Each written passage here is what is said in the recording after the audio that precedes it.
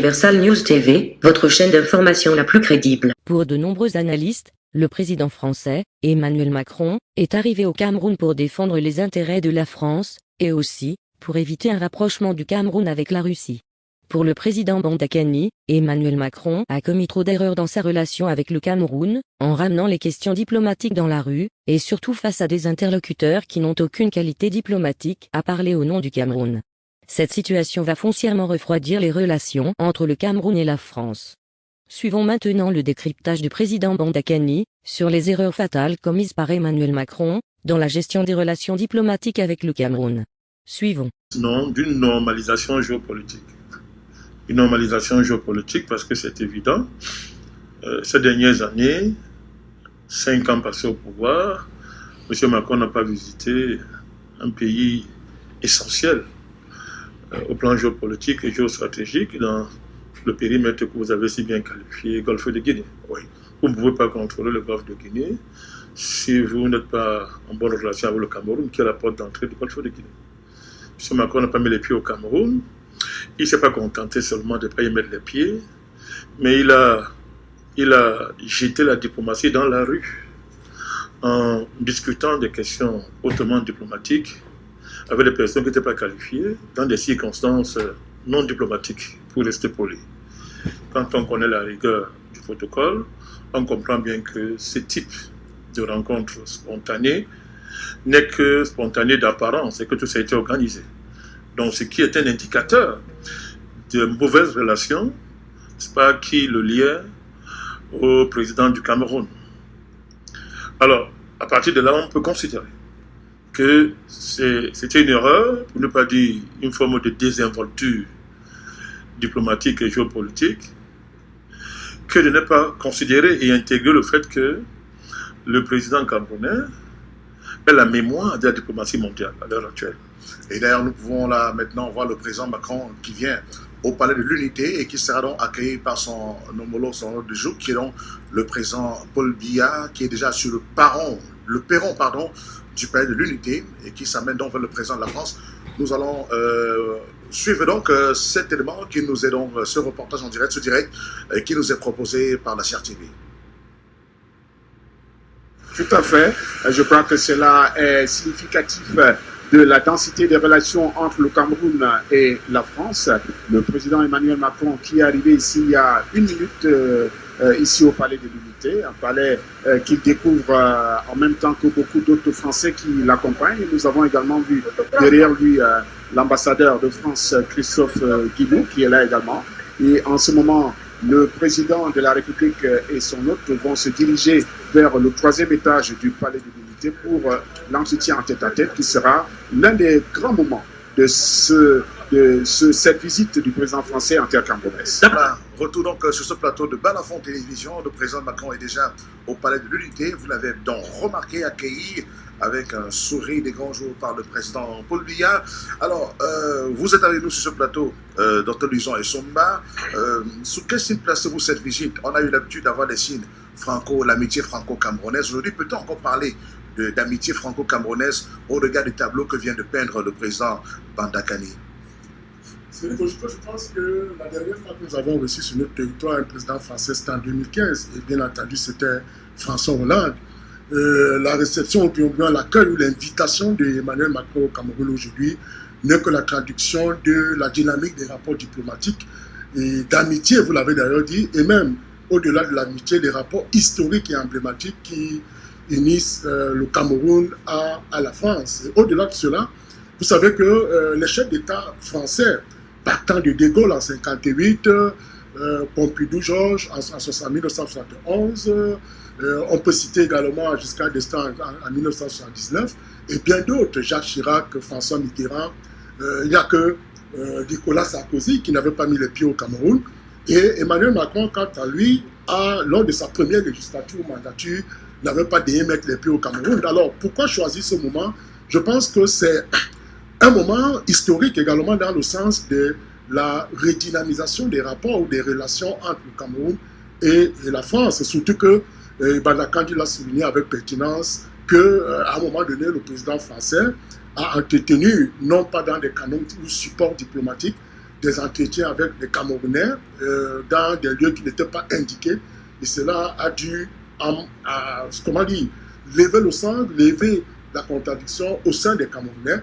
Et il s'est créé à un moment donné un sentiment anti-français, non pas seulement au Cameroun, mais on sait que partout ailleurs aujourd'hui en Afrique, la France n'est pas forcément le pays qui est considéré comme le bienvenu. Donc, la visite d'Emmanuel Macron au Cameroun ne peut qu'être la traduction d'un contexte imposé, c'est-à-dire que des rapports diplomatiques, des rapports géostratégiques, et surtout quand on regarde les personnalités qui viennent dans la corbeille d'Emmanuel Macron, on se rend bien compte que des questions, comme vous l'avez dit, alimentaires, des questions sécuritaires, seront celles qui seront posées à l'ordre du jour. Mais justement, Président Bandakane, vous avez évoqué il y a un instant l'enjeu, la dimension géostratégique du Golfe de Guinée et le Cameroun est donc d'ailleurs la porte d'entrée du Golfe de Guinée. Alors, expliquez-nous, en quoi est-ce que ce Golfe de Guinée est si important pour la France? Permettez-moi de retourner à l'Élysée enseignant toutes mes civilités, ma différence et mon respect. Il le mérite, docteur Essoba. Il est démontré aujourd'hui que la dernière frontière de la croissance mondiale, c'est le Golfe de Guinée. Il est très très riche, c'est un golfe extrêmement riche, qui possède toutes les matières premières du monde, mais en plus les terres rares. Les terres rares aujourd'hui qui sont les matières premières les plus recherchées dans la technologie de pointe. Le high-tech qui est désormais, n'est-ce pas, le secteur où on réalise le plus de profit dans les conditions capitalistes du XXIe siècle. En plus de ça, par rapport à ça, le Cameroun est l'un des rares pays au monde, non le seul, qui a l'ensemble des terres rares connues dans toutes ces régions. Alors on a compté 5 régions, mais les études montrent que dans toutes les régions, le Cameroun a pratiquement toutes les terres rares. Donc, vous ne pouvez pas vous amuser avec un pareil pays. Non seulement il allait l'entrer au niveau de sa façade maritime, mais pour toutes les raisons que je viens de vous indiquer, la France ne peut pas s'amuser avec le Cameroun. Historiquement, la France était la première puissance économique partenariale du Cameroun, historiquement. Et aujourd'hui, ça a décliné. Ça a décliné, comme le montre la diversification des partenariats avec la Chine, la Turquie, le Brésil et le Nigeria, que beaucoup de Camerounais ignorent, qui est pourtant l'un des premiers partenaires du Cameroun, sur le plan économique. Donc, pour toutes ces raisons-là, le Cameroun est un acteur central dans la géopolitique du Golfe de Guinée. Et cette politique est essentielle pour la France. Essentielle parce qu'elle n'arrive pas à tenir la concurrence avec les autres acteurs économiques puissants du monde, la Chine, par exemple. Il y a la Russie qui a mis un gros pied dans ce qui était considéré hier comme une chasse gardée de la France. Vous avez les Turcs, vous avez beaucoup de puissances moyennes sur le plan économique qui ont des stratégies, j'allais oublier le Japon, qui ont des stratégies offensives claires à l'égard du Golfe de Guinée. Alors, dans ces conditions-là, c'est des Bojiko, on ne peut pas comprendre qu'un chef d'État français, conscient de ses missions, néglige le Cameroun. Il ramène, n'est-ce pas, la parité diplomatique au niveau, n'est-ce pas, tout à l'heure nous avons décrit ici, de la rue. On se demande bien, n'est-ce pas, qu'est-ce qui motivait, n'est-ce pas, une telle démarche. Donc, je pense qu'aujourd'hui... Parce que lorsque Nicolas Sarkozy arrive au pouvoir, il a créé l'Organisation pour la Méditerranée. Oui, l'Union pour la Méditerranée. L'Union pour la Méditerranée. Et aujourd'hui, on sait que l'OTAN, c'est l'Organisation de l'Atlantique Nord. On sait qu'aujourd'hui, l'OTAN, c'est l'Atlantique Nord, mais lorsqu'on parle du Golfe de Guinée, c'est essentiellement l'océan Atlantique, côté sud. Et lorsqu'on évoque justement les pays qui sont affiliés, vous avez le Ghana, le Cameroun, le Bénin, le Nigeria, ainsi de suite. Mais c'est quand même assez important, qui sont en même temps des réserves forestières incroyables, des réserves halieutiques incroyables, mais aussi des réserves naturelles de gaz et de pétrole. Alors, pourquoi c'est aujourd'hui qu'il y a autant cet appétit autour du Golfe de Guinée? Parce que pendant que le président Macron est au Cameroun, au même moment, la Russie est en train de faire les yeux doux au Congo, qui est également membre du Golfe de Guinée. Et aussi, Sur le plan géostratégique, dans Dakar, avant de passer la parole à Dr Biana qui est là, pourquoi les États riverains ne se sont pas entendus pour créer une organisation du Golfe de Guinée, un bloc solide, pour défendre les intérêts communs? C'est une belle question. Il y a des contraintes historiques. Ce n'était pas possible hier à cause du carcan géopolitique et géoéconomique qui avait été imposé par les anciennes puissances coloniales en général et la France en particulier. Là, ce sont des lieux communs. Les Américains également sont en train de guetter le Golfe de Guinée. Il y a le Ghana, le Togo, le Bénin, le Nigeria, le Cameroun, la Guinée équatoriale, le Gabon et Sao Tomé et Principe qui sont donc concernés par le Golfe de Guinée. Ils ne guettent pas, ils sont là depuis. Mais ils sous-traitaient à travers la France, dans une certaine mesure. Maintenant, l'énonce politique et géopolitique de M. Macron. On peut être président de la France et ne pas travailler pour la majorité des Français. Parce que la France, en plus d'être un pays, c'est un label. Donc vous pouvez être le président de la France et travailler pour des structures, pour des entités, pour des puissances qui forcément ne bénéficient pas, n'est-ce pas, à la majorité des Français. Et en l'espèce, pour le cas de Macron, c'est connu. Les dernières élections en France l'ont clairement indiqué quand vous regardez les tendances. Donc, M. Macron a un problème, c'est qu'en tant que président de la France, il ne peut pas jouer éternellement au mondialiste. Il est obligé de tenir compte des résultats. Et deuxièmement, à partir de là, tenir compte de la donne qui fait que les Américains ont dit que, bon, toi, tu es un gendarme défaillant, je reviens, je prends la première place. Alors, M. Macron a des responsabilités à l'égard des appareils militaro-industriels français, il a des responsabilités à l'égard de l'appareil militaire français. À partir de ce moment, il a l'obligation de faire semblant, d'essayer de reconquérir, pour le compte de la France, entre guillemets, les résidus de précaré. C'est de cela qu'il s'agit. Mais la Russie, je le dis ici très clairement pour nous Européens, mais pour le continent africain, la Russie a commencé, au fond, un nouveau type de guerre mondiale hybride. C'est ça la réalité.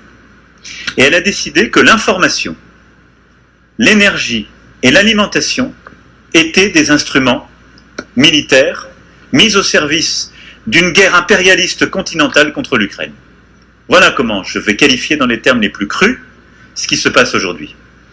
La Russie a lancé une offensive contre l'Ukraine. C'est une guerre territoriale qu'on pensait disparue du sol européen.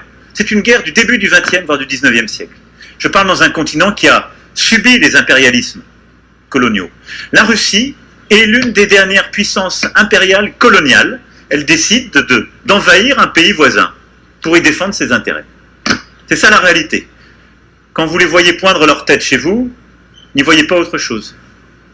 Même s'ils vous tiennent le discours inverse.